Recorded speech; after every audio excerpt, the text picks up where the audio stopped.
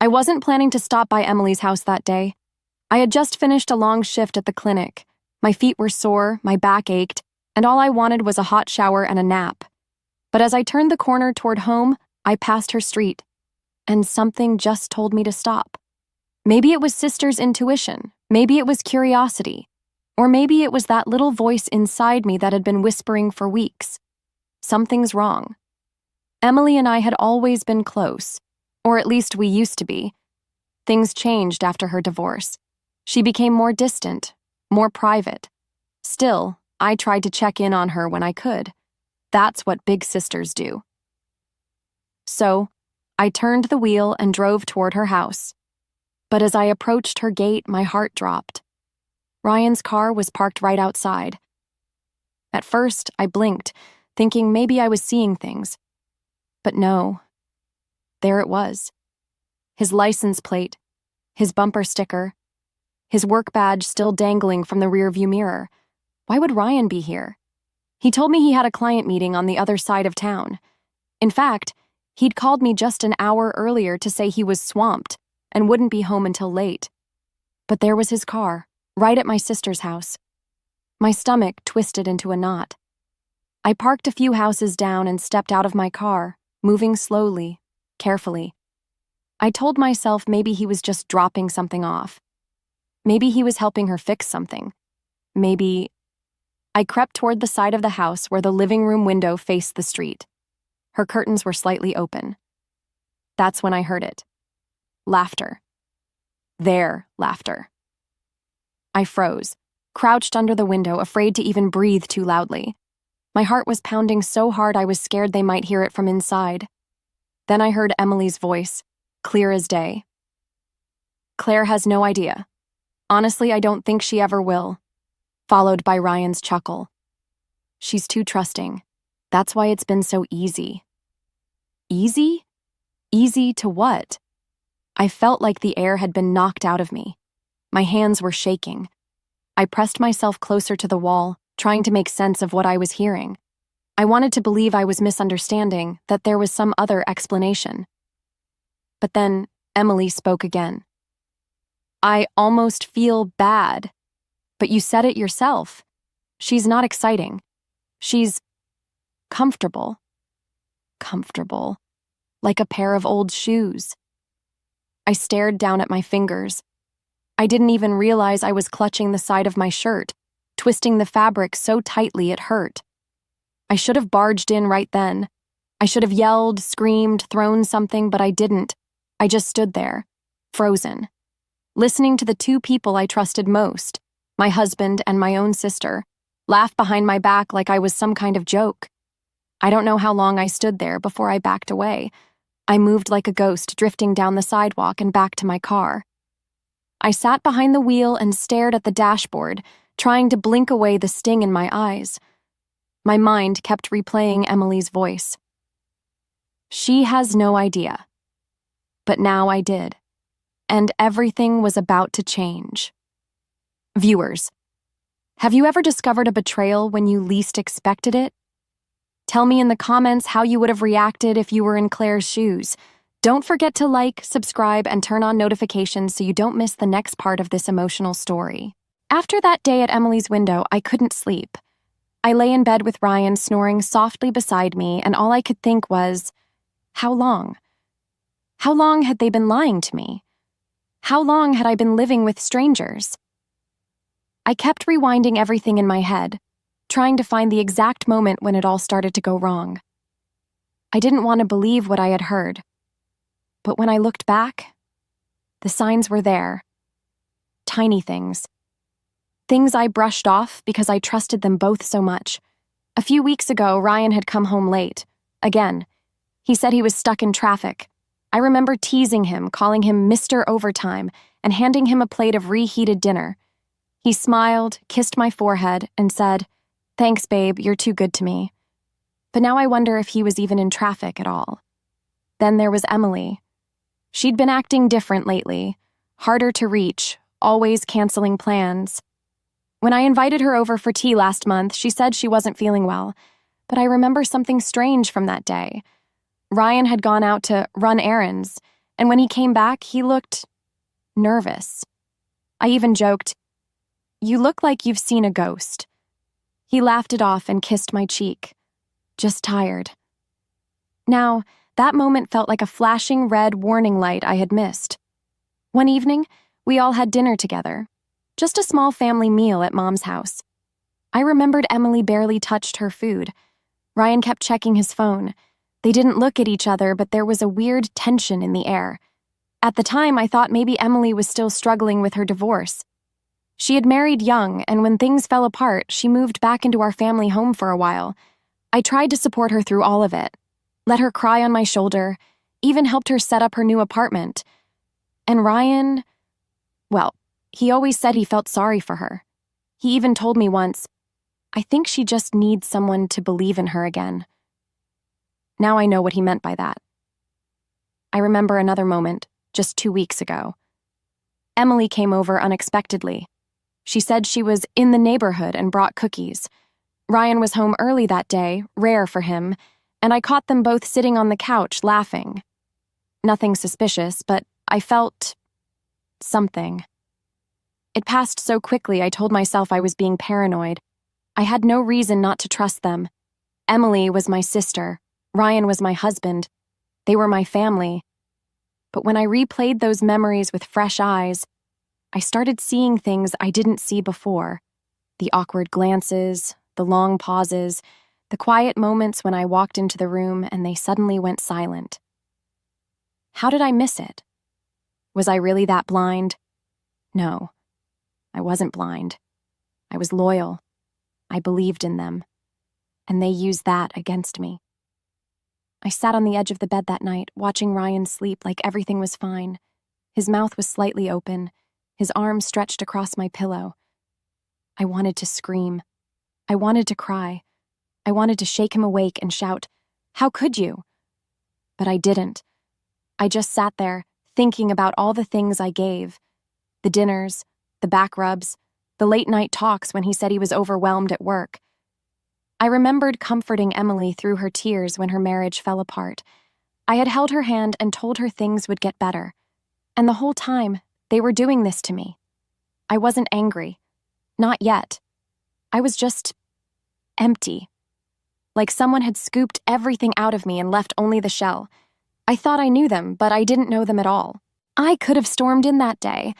I could have kicked the door open, shouted their names, made a scene so loud the neighbors would have called the police. I could have exposed them right there and then. But I didn't. Instead, I walked away. Not because I was weak, but because I needed time to think. The kind of betrayal I heard through that window doesn't just break your heart, it shatters your sense of reality. You don't know where to put your pain. You don't know what's real anymore. All I knew was that I couldn't face them yet. I needed answers. Real ones. Not lies wrapped in sweet voices. I drove around the city for hours that night. No music, no destination. Just the hum of the engine and the sound of my thoughts pounding in my head. By the time I got home, it was almost midnight. Ryan was already in bed. I stood in the hallway, looking at the back of his head as he lay sleeping. It was strange how normal everything looked, like nothing had changed. But everything had changed. The next morning, I got up early. I made coffee, smiled at Ryan, and asked him how his meeting had gone. He looked me straight in the eyes and said it was boring. "Just the usual reports and numbers," he said. Liar. I wanted to scream, but I didn't. I smiled, handed him his travel mug, and kissed his cheek. My lips didn't even feel like they belonged to me anymore. That was the day I decided I needed proof. Not just what I heard at the window, real evidence. I had to know how long it had been going on, how deep it went, what kind of lies they were telling behind my back. So I started watching. Not in an obvious way. I played it cool. I became someone else. Someone silent, observant, patient. When Ryan left his phone on the nightstand one evening to take a shower, I picked it up and quickly took photos of some of his messages. Most were innocent, some were work-related. But one thread caught my eye. It was under a nickname I didn't recognize. ER. The messages were mostly deleted, but one was still there. She'll never see it coming. I almost feel guilty. Almost, the reply read. I didn't need to guess who ER was. That same week, I followed Emily one evening after she told Mom she was running errands. I stayed 2 cars behind. She didn't see me. She drove to a little motel on the edge of town and went inside. 10 minutes later, Ryan's car pulled up. I sat in my car, parked across the street, hands clenched so tight my knuckles turned white. There it was. I had my answer.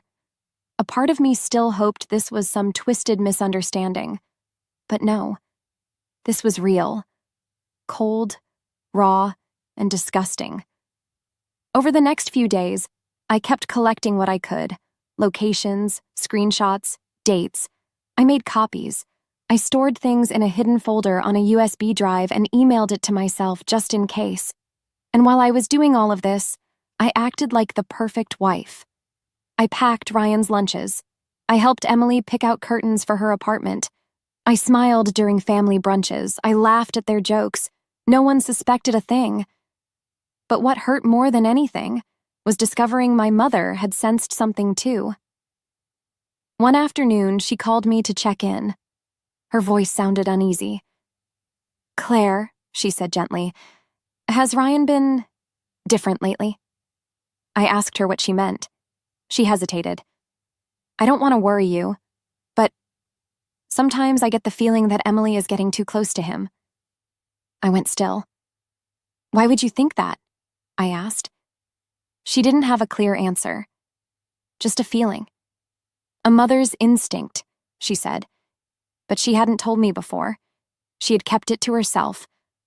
I hung up the phone, walked to the bathroom, locked the door, and cried harder than I've ever cried in my life. Not because I was sad, but because I felt stupid. Stupid for trusting them, for loving them, for not seeing it sooner. Still, I didn't confront anyone. Not yet. Because I wasn't just going to get mad, I was going to get smart. They thought I'd never find out. They thought I'd keep smiling, keep cooking dinner, keep playing the loving wife and devoted sister. No questions asked. They thought I was weak. But they didn't know me at all. After everything I had uncovered, I knew one thing for sure. If I wanted to get out of this mess with my dignity and peace intact, I couldn't act out of rage. I had to be smart, calm, quiet. I had to make every move count. So, I didn't yell. I didn't cry in front of them. I kept playing the part. At home, I folded Ryan's laundry, made his favorite meals, even laughed at his tired little jokes. He didn't notice the way I watched him, the way my eyes followed every move, memorizing his routine. He had no idea I was already several steps ahead. Behind the scenes, I began preparing for the storm. The first thing I did was meet with a lawyer.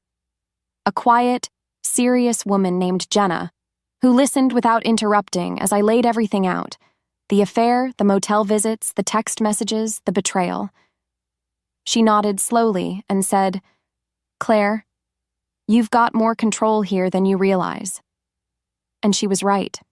Together, we made a plan. I started separating myself financially from Ryan, quietly. I removed my name from the joint savings account we rarely used, moved my paychecks to a new personal account, and updated the deed on a small rental property my father had left me years ago, one Ryan didn't even know was in my name. I had spent so many years taking care of Ryan and Emily, making sure they were okay. Now, I was taking care of myself. But it wasn't just about the money. It was about control. It was about finally owning the fact that I deserved better. One day, as I walked into the kitchen, Ryan looked up from his laptop and said, Hey babe, I was thinking, maybe we should invite Emily over this weekend. You know, cheer her up. Cheer her up? I smiled. Sure, that sounds nice. He had no idea I had already seen the texts he deleted. No idea I had tracked his car to that motel twice last week. No idea that I had enough evidence to break him in court, and still I wasn't ready. Not yet. I wasn't done watching them squirm in my silence. Then, a few days later, I found out something that knocked the breath out of me. Emily was pregnant. I heard it through Mom. She called, full of cautious excitement, saying, "Emily didn't want to tell anyone yet, but she's expecting." I dropped the dish I was washing. It shattered against the sink. Pregnant? With Ryan's child? I didn't need a paternity test to know. My sister hadn't dated anyone else in over a year. I had followed her, watched her, gathered every detail of her life for the past several weeks. There was no one else. I sat on the edge of my bed that night, staring out the window. I thought of all the times I'd dreamed of having a family of my own. Ryan always said, "one day," that we were too busy now, that it wasn't the right time. I believed him. I waited. I tried to understand. But now I saw the truth. He hadn't wanted a family with me. He had wanted her. Or maybe he didn't want anything at all. Just the thrill of the lie. The control. The game. I lay back on the bed, staring at the ceiling, feeling strangely calm. This wasn't the part where I broke. This was the part where I built. I thought about the family dinners, the fake smiles, the quiet betrayal unfolding in front of everyone's eyes. I thought about the baby growing inside my sister, a symbol of everything they thought they got away with. They thought I was too nice, too gentle, too naive to do anything about it. But they forgot something. I loved quietly, but I also planned quietly, and this time I wasn't going to just walk away. I was going to choose the moment to speak, and when I did, the silence would end. My birthday arrived like a quiet storm. I knew they were planning something. Ryan had been whispering on the phone, sneaking off to text, pretending to be casual. My mother had asked me twice if I was free that evening. And Emily? She sent me a cheery, "Happy birthday, big sis" message first thing in the morning with way too many heart emojis. The whole thing felt rehearsed. They were setting a stage. I just didn't know what the act would be until I got to the dinner. It was at my mom's house. Balloons, streamers, a cake with my name on it. Family gathered around the table, trying to look excited. Ryan stood behind me, resting his hand on my shoulder. I could feel the tension in his grip. I smiled and played along, like I hadn't been building an escape plan for weeks. Dinner was almost over when Emily stood up. She tapped her glass with her fork and cleared her throat. "I have an announcement," she said, placing one hand on her stomach. I already knew what she was going to say, but I let her speak. "I'm pregnant," she said, her eyes flicking toward Ryan. The room fell silent. Someone gasped. My aunt dropped her fork. Emily smiled and added, "I know this isn't how we expected things to go, but life surprises you. We're a family now." She didn't even look at me. Like I didn't exist. Like this was her moment. Ryan didn't say a word. He just stood there behind me, frozen, as if he couldn't believe she'd actually said it out loud. I picked up my wine glass and stood slowly. "Congratulations," I said calmly. "To both of you." Emily blinked, startled. Ryan's mouth opened, but no words came out. "I actually have something for you, too," I said, turning to Emily. "A little gift." I reached into my purse and pulled out a small envelope. Emily hesitated, then took it from my hand and opened it. Inside was a printed report. Her smile dropped the moment she saw it. It was a DNA test result. I had mailed in Ryan's DNA, collected from his toothbrush weeks earlier, and paired it with a napkin Emily had used during brunch. I didn't need it for legal reasons. I just needed confirmation. And what it confirmed was simple. Ryan couldn't be the father. 2 years ago, he'd had a vasectomy, something he never told Emily. Everyone at the table was watching us now, confused. Ryan stepped forward. "Claire, what is this?" I turned to face him, still holding my glass. "I told you we weren't ready for children, and you agreed. Then you went behind my back and gave that dream to someone else. Or so you thought." He paled, Wait. I spoke to your doctor, I said softly. Remember? I made your appointment. I picked up your meds. You think I didn't know? Emily looked like she'd been slapped. She stared at the paper, trembling. I turned back to the table. I'd like to make a toast, I said, raising my glass. To betrayal, to liars, and to the best birthday gift I've ever received, the truth. Then I set down my glass and reached into my purse one more time. This time I pulled out another envelope. It was addressed to Ryan. Inside was a letter from my lawyer, outlining the sale of the house he lived in, which was in my name. The accounts? Closed. The car? Reclaimed. The man standing next to Emily had nothing now. He looked down at the letter like it had been written in a foreign language. You think I didn't know what you were doing? I asked, voice steady. I knew. I knew for a long time. And now everyone else knows too.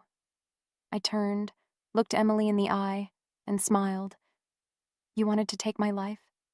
Fine. But just know, you'll be raising someone else's baby alone, with nothing but the ashes you thought were gold. And just like that, I picked up my purse and walked out. I didn't cry. I didn't look back. Because for the first time in months, I felt free. It's funny what people think winning looks like. Emily thought she'd won. She thought stealing my husband and announcing her pregnancy at my birthday dinner would break me. She thought her little performance would make her the center of attention, the new star of the family. And Ryan? He just stood there like a deer in headlights, realizing too late that the rug had already been pulled out from under him. But what neither of them realized was, I had already moved on. Not from the pain, not from the betrayal, but from them. I gave myself the gift of freedom that night, and after I walked out of that house, I never looked back. A few days later, the fallout started. Ryan tried calling me, over and over and over. He sent texts, left voicemails, even showed up at my work once with that same fake apologetic look I used to fall for. I didn't know she was going to say it like that, he said. Like that was the problem. I made a mistake, he pleaded. Can't we talk? Talk? I didn't owe him a word. The house was no longer his. I had sold it the day after my birthday. It had always been in my name. The paperwork was signed. The new owners were moving in within the week. The joint accounts? Closed. His credit card access? Revoked. I had legally protected every asset I'd earned, every dollar I was entitled to. He was left with a suitcase, a rented room, and a reputation in flames. Emily, on the other hand, didn't take it so well. She tried calling too, once. But she didn't leave a voicemail. I think part of her still believed I'd come running to forgive her, that I'd be the big sister again, the helper, the fixer. But I was done fixing other people's messes. Instead, I sent her something, a manila envelope, with her name on it. Inside was a legal notice. During the final weeks of my marriage, I'd quietly had one of my rental properties transferred into Emily's name. She thought I was helping her, offering her a new place to live after her rough patch. What she didn't know was I was setting her up to take the fall. Because that property, it had been linked to our joint marital assets through an investment Ryan tried to hide. And since she accepted it under false pretenses, using funds taken from my household, she was now being sued for emotional damages and theft of marital assets. I didn't want her money. I wanted her to feel what I felt, used, powerless, humiliated. She didn't show up to the first hearing. Her lawyer tried to negotiate. I stayed calm. I asked for nothing more than what was fair, just enough to legally attach her name to the financial chaos she helped create. And the baby? Well, that was the real twist. I never said anything after I handed her that DNA result. But word got around. Quietly, rumors started. People whispered. Family members talked. Emily refused to admit anything. But Ryan, he eventually demanded a test. And when the truth came back, that he wasn't the father, they turned on each other faster than I could have imagined. Ryan moved out. Emily stopped showing up at family events. Mom tried to stay neutral, but even she couldn't pretend not to see it anymore. The perfect little fantasy they built? It crumbled. And me? I traveled. I redecorated a small apartment by the lake and made it mine. I read books again. I went to dinner alone without feeling lonely. I even started volunteering at a shelter for women going through divorces. Women like me. Women who gave everything and got nothing in return until they took their power back. I didn't scream. I didn't beg. I didn't destroy. I reclaimed. Because sometimes the best revenge isn't about ruining someone's life. It's about watching them ruin it themselves after you walk away with your peace, your dignity, and your name untouched. Emily took my husband, so I took her illusion, and I never looked back. I wasn't planning to stop by Emily's house that day.